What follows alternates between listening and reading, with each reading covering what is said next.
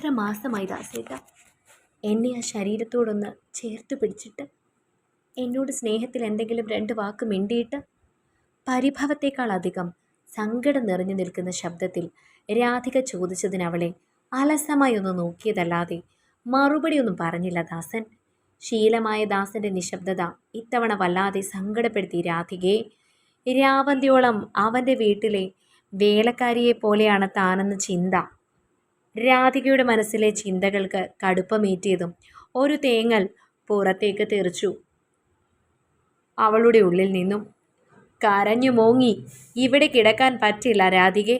ബാക്കിയുള്ളവൻ വൈകുന്നേരം വരെ ബാങ്കിൽ പോയി കുത്തിയിരുന്ന നടുവേദന എടുത്ത് മടുത്തുനിന്ന് നടുനിവർത്താൻ കിടക്കുന്ന നേരത്താണ് അവളുടെ പൂങ്കണ്ണീര്.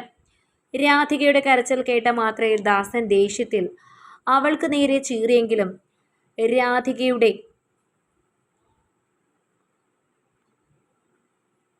ശ്രദ്ധ പോയത് അവൻ്റെ നടുവേദന എന്ന വാക്കിലാണ്. നല്ല നടുവേദനയുണ്ട് ദാസേട്ട, ഞാൻ കുഴമ്പിട്ട് ചൂടി പിടിച്ച് തരട്ടെ?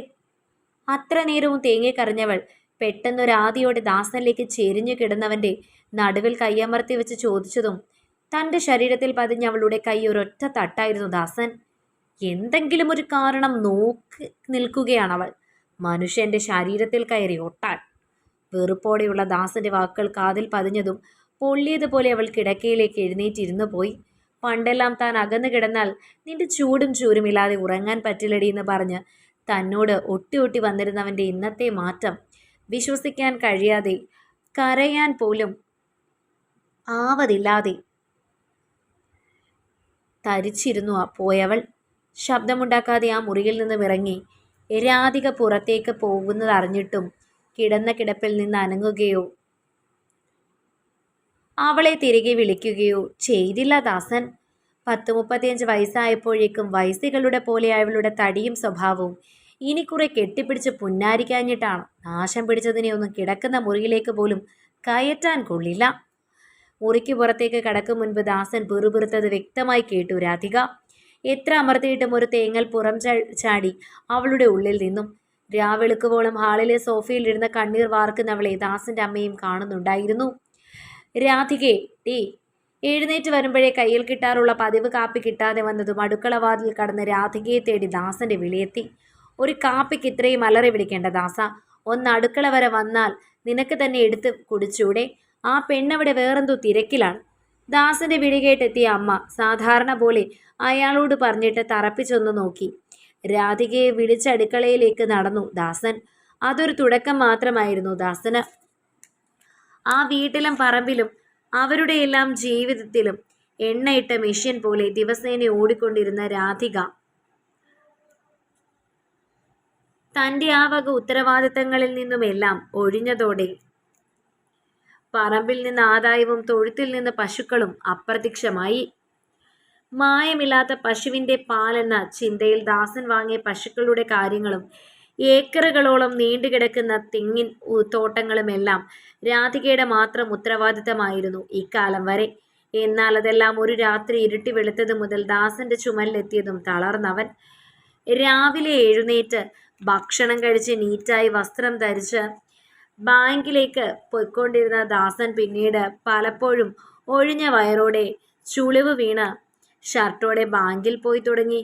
ഒന്നിനും സമയം തികയാത്ത അവസ്ഥയിൽ ആകെ ഭ്രാന്തെടുത്തു തുടങ്ങിയ ദാസന്. രൂപത്തിലും ഭാവത്തിലും അവൻ തന്നെ അറിയാതെ അവന് പ്രായമേറി. അമ്മേ, രാധികയെ ഞാൻ എൻ്റെ ഭാര്യയായി ഇവിടേക്ക് കൊണ്ടുവന്നത് എൻ്റെ കാര്യങ്ങൾ ശ്രദ്ധിക്കാനാണ്. ഇതിപ്പോൾ എൻ്റെ കാര്യം അവൾ നോക്കുന്നില്ലെന്ന് മാത്രമല്ല, 1 മാസമായി ഈ വീട്ടിൽ താമസിക്കുന്ന ഞാൻ അവളെ കണ്ടിട്ട് പോലുമില്ല. രാത്രി അവളുടെ കിടപ്പ് പോലും അമ്മയ്ക്കൊപ്പമല്ലേ. ഞാൻ അറിയാത്ത എന്തു തിരക്കാണ് അവൾക്ക്. ഇന്ന് അവളെ കണ്ടിട്ടേ ഞാൻ ഉറങ്ങൂ. പറഞ്ഞേക്കമ്മ അമ്മയുടെ മരുമകളോട്. ദേഷ്യത്തിൽ അമ്മയോട് പറഞ്ഞ് ബെഡ്റൂമിൽ കയറിയ ദാസനാകെ നിരന്നും വലിച്ചു വാരിയും കിടക്കുന്ന മുറി കൂടി കണ്ടതും നിയന്ത്രണം വിട്ടു. ഒരിത്തിരി പോലും സാധനങ്ങൾ സ്ഥാനം മാറാതെ ടേബിളും ചുള്ളുവില്ലാതെ വിരിച്ചിട്ട് കിടക്കുകയും എല്ലാം ദാസൻ കണ്ടിട്ട് 2 മാസത്തോളമായി.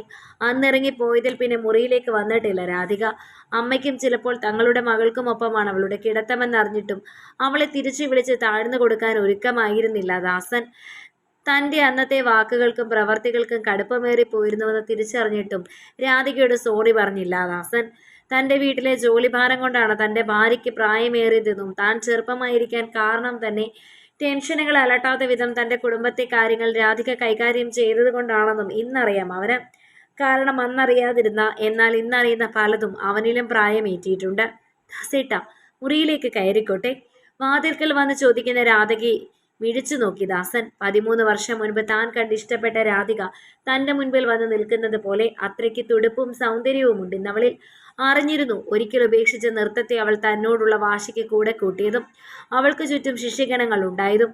രാധികെ, എനിക്ക് തനിക്ക് മുൻപിൽ ആത്മവിശ്വാസം തുളുമ്പുന്ന ഭാവത്തിൽ നിൽക്കുന്നവളെ നോക്കി എന്തോ പറയാൻ ദാസൻ ശ്രമിച്ചതും വാക്കുകൾ തടഞ്ഞവന്റെ തൊണ്ടയിൽ. ദാസേട്ടന്റെ കാര്യങ്ങൾ ശ്രദ്ധിക്കാനാണ് എന്നെ ഇങ്ങോട്ട് കൊണ്ടുവന്നതെന്ന് ഞാൻ മറന്നുപോയിടയ്ക്ക്. സോറി. പറഞ്ഞോളൂ, ഞാൻ എന്താണ് ചെയ്തു തരേണ്ടത്? അവൻ അടുത്തേക്ക് വന്നു നിന്ന് രാധിക ചോദിച്ചതും മുഖം പൊത്തി കിടക്കയിലേക്ക് ഇരുന്നു പോയി ദാസൻ. എടുത്താൽ പൊങ്ങാത്ത ചുമട് തലയിൽ വെച്ച് കൊടുത്തിട്ട് കാലിടറാതെ നടക്കാൻ പറഞ്ഞാൽ അതനുസരിക്കാൻ എല്ലാവർക്കും കഴിയില്ല ദാസ. ഭാരം പകുത്തെടുക്കാനും കൈപിടിച്ച് കൂടെ നടത്താനും പറ്റണം ഒരു പങ്കാളിക്ക്. അതല്ലാതെ കുറ്റപ്പെടുത്താൻ പോയാൽ എൻ്റെ മോൻ ഒറ്റപ്പെട്ടു പോകും ഇനിയുള്ള ജീവിതത്തിൽ. രാധയ്ക്ക് പിന്നാലെ മുറിയിൽ കയറി വന്ന അമ്മയുടെ വാക്കുകളിൽ അടങ്ങിയിരിക്കുന്ന തനിക്കുള്ള മുന്നറിയിപ്പ് തിരിച്ചറിഞ്ഞതും രാധികയുടെ ഇരു കൈകളും തൻ്റെ കൈകളാൽ പൊതിഞ്ഞു ദാസൻ. പറഞ്ഞ വാക്കുകൾക്കും ചെയ്ത പ്രവൃത്തികൾക്കുമെല്ലാം മാപ്പ്. ഇനി ആവർത്തിക്കില്ല. തകരാനുള്ളത് എൻ്റെ ജീവിതമാണെന്നും തെറ്റുകൾ സംഭവിച്ചത് എനിക്കാണെന്നും തിരിച്ചറിഞ്ഞവൻ മാപ്പ് ചോദിക്കുമ്പോൾ അവനോട് ക്ഷമിക്കാനുള്ള മനസ്സ് രാധികയും കാട്ടി. നിറഞ്ഞ സന്തോഷത്തോടെ അവരെ ആ മുറിയിലാക്കി പുറത്തിറങ്ങിയ അമ്മയുടെ കണ്ണുകളും നിറഞ്ഞിരുന്ന നേരം തകരാൻ തുടങ്ങിയ തൻ്റെ മകൻ്റെ കുടുംബജീവിതം തിരികെ മടക്കി നൽകിയ സന്തോഷത്തിൻ്റെ കണ്ണുനീരായിരുന്നു എന്ന് മാത്രം. കഥ നിങ്ങൾക്കിഷ്ടമായെങ്കിൽ ലൈക്ക് ചെയ്യൂ. നിങ്ങളുടെ അഭിപ്രായങ്ങൾ കമൻ്റായി രേഖപ്പെടുത്തൂ.